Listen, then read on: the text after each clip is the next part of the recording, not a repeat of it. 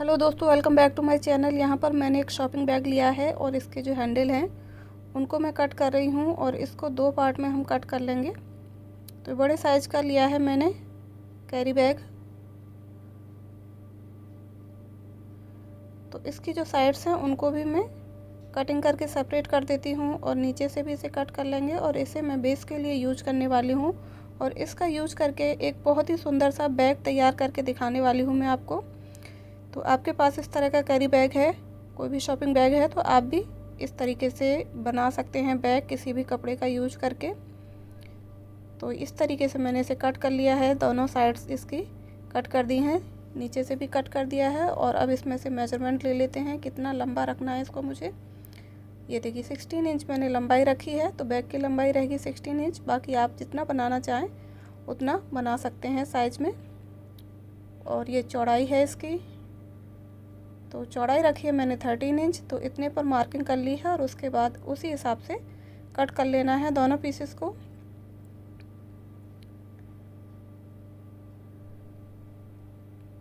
तो इस साइड से थोड़ा सा रफ है तो उतना ही मार्क करके मैंने इस साइड से कट कर लिया है और ये हमारी लंबाई चौड़ाई निकल कर आ गई है बैग की। और इसके बाद मैं इसे शेप दे रही हूँ। तो इस तरीके से दोनों पीसेस को फोल्ड कर लिया है सेंटर से और हम इसकी अपने हिसाब से जैसे शेप रखना चाहते हैं वैसे रख सकते हैं। तो यहाँ पर मैंने ये देखिए 10 इंच पर मार्क कर लिया है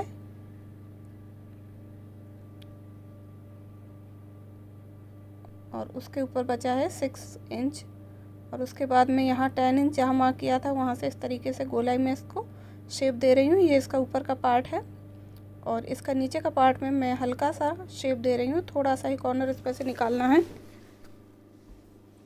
तो इस तरह की शेप रखनी है मैंने बैग की, उस हिसाब से मैंने इसको मार्क कर लिया है और अब कटिंग कर ली है। ऊपर का पार्ट कट कर दिया है, नीचे जो निशान लगाया था उसे भी मैं कट करके हटा देती हूँ।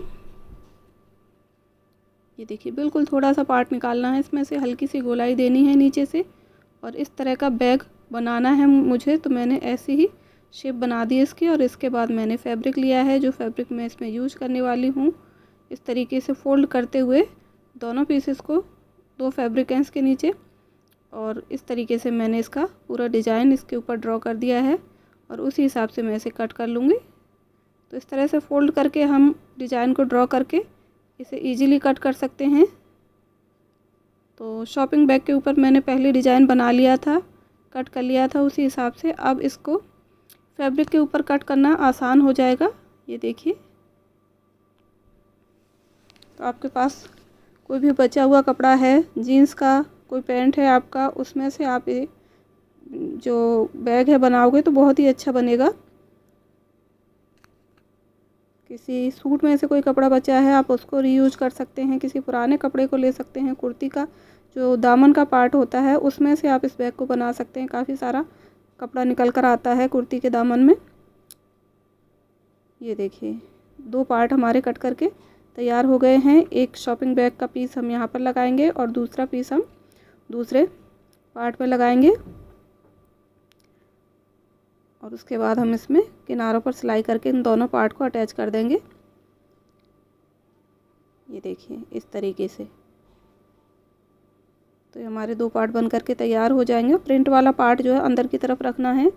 इसमें मैं लाइनिंग के लिए कुछ और अलग से कपड़ा नहीं लगा रही हूँ, आप चाहें तो लगा सकते हैं। और इसके बाद मैंने 3 इंच चौड़ाई का एक और पार्ट लिया है शॉपिंग बैग का। ये देखिए इसको मैं यहाँ से लेकर के यहाँ तक नाप रही हूँ, ऊपर तक लेके जाना है इसको और इतनी ही लंबाई का रखना है हमने जो पीस लिया था उसको, और उसी के नाप से कपड़ा काट के उसको भी स्टिच कर लेना है साथ में, जैसे इन दोनों पीसेस को हमने इस तरीके से स्टिच किया है। ये देखिए चारों तरफ सिलाई लगाकर इनको अटैच कर लिया है। ये दो पीस हमारे तैयार हो चुके हैं। ऐसे ही लंबाई का जो कपड़ा है उसको भी मैंने शॉपिंग बैग के साथ सिलाई करते हुए एक बहुत लंबा सा पीस जो अभी मैंने आपको बताया था कट करके रख लिया है, सिल के रख लिया है। और इसके बाद 10 इंच पर जो मैंने यहाँ पर मार्किंग की थी वहाँ पर वहीं से लेकर के यहाँ तक मैंने इसमें कट लगा दिया। यहाँ इसमें जिप लगाएंगे तो इसमें पॉकेट बन करके तैयार हो जाएगी। तो वो पार्ट हम बाद में स्टिच कर लेंगे। ये देखिए ये पीस मैंने आपको बताया था ये मैंने कट कर लिया है और इसको स्टिच भी कर दिया है एक साइड में। ये देखिए जहाँ पर मैंने 10 इंच नापा था वहाँ तक इसको मैंने स्टिच कर लिया है और इसमें से एक पार्ट अलग करके निकाल लिया है जिप लगाने के लिए, ऊपर का पार्ट। तो एक हिस्सा इस तरीके से अटैच होगा, दूसरा हिस्सा हम इसमें दूसरी तरफ अटैच करेंगे। तो पहले पॉकेट वाला पार्ट हमने तैयार कर लिया है यहाँ पर। ये देखिए ये कट करा था, यहाँ पर जिप अटैच कर दी है इसमें, और इसके अंदर फैब्रिक भी लगाना है पॉकेट के लिए। यहाँ पर इस तरीके से एक फैब्रिक लगा देंगे तो इसका पॉकेट बन करके तैयार हो जाएगा। और इसके बाद हम इसको इस तरीके से यहाँ पर सिलाई लगाएंगे इस टाइप से।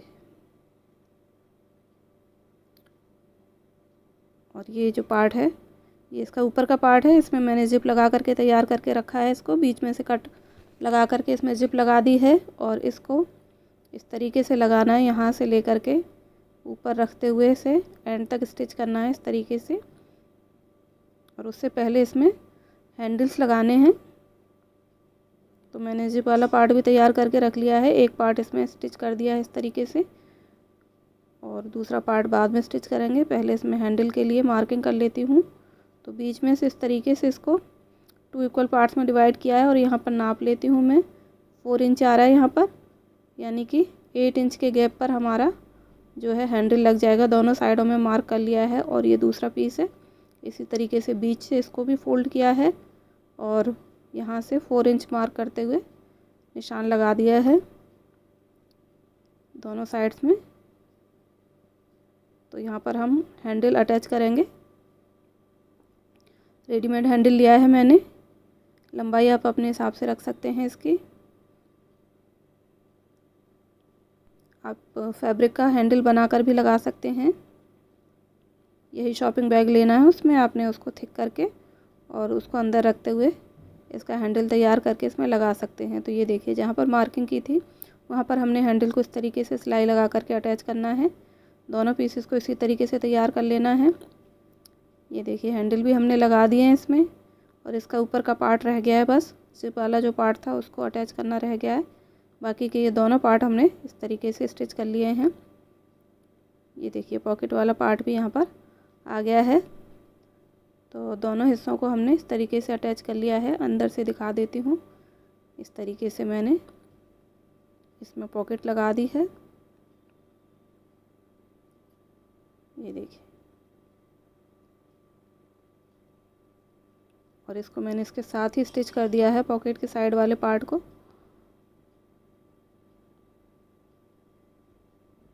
बहुत ही सुंदर सा, बहुत ही प्यारे से डिज़ाइन का, डिफरेंट डिज़ाइन का बैग बन करके तैयार होगा इस तरीके से। और इसके बाद इसका नेक्स्ट प्रोसेस है, ये जिप वाला पार्ट हम उसमें लगाएंगे ऊपर की तरफ से। तो पहले ये जो पार्ट है इसको अच्छे से स्टिच कर लेना है, इन दोनों पार्ट को मिला करके। और उसके बाद ये देखिए इस तरीके से जिप का जो पार्ट है दोनों साइडों में स्टिच कर लेंगे। एक साइड से बड़ा है उसको कट करके दूसरी साइड में इसी तरीके से स्टिच कर देंगे, जैसे मैं इस साइड में कर रही हूँ, इस तरीके से रखते हुए। और उसके बाद जब एक साइड कंप्लीट हो जाएगा तो उसके बाद ये जो दूसरा पार्ट है इसको भी स्टिच कर लेना है। ये देखिए इस तरीके से जैसे मैंने बताया था उसी तरीके से स्टिच कर लिया है इसको। और ये दूसरा साइड है इसका, ये भी इसमें स्टिच कर लिया है, दूसरी साइड से भी स्टिच कर लिया है इसको। और ये बैग हमारा बन करके तैयार हो गया है। ये देखिए एक अलग ही डिज़ाइन का बैग बन करके रेडी हो गया है। काफ़ी स्पेस है इसके अंदर, साइज़ काफ़ी ठीक है, आप इससे बड़ा छोटा किसी भी हिसाब से बना सकते हैं। मैंने इसमें 2 हैंडल लगाए हैं, आप चाहें तो पीछे की तरफ जो बैकपैक होता है उस तरह का हैंडल लगा के भी इसे तैयार कर सकते हैं। तो बच्चों के जो स्कूल बैग होते हैं या ट्यूशन के लिए बैग होते हैं उस तरह का कैरी बैग बन जाएगा ये। तो आप हैंडल जिस तरीके से लगाना चाहें लगा सकते हैं। ये देखिए कितनी प्यारी सी शेप आई है इसकी। और ये पॉकेट इसकी तैयार है, कुछ भी आप इसके पॉकेट में रख सकते हैं। और अंदर भी काफ़ी स्पेस है इसके अंदर। तो ये हमारा बैग बन करके तैयार हो गया है। अगर आप इसे बैग पर हैंग करना चाहते हैं तो इस तरीके से आपको ये जिप लगानी पड़ेंगे, हैंडल लगाने पड़ेंगे दोनों साइड में ऊपर स्टिच करके नीचे की तरफ हैंडल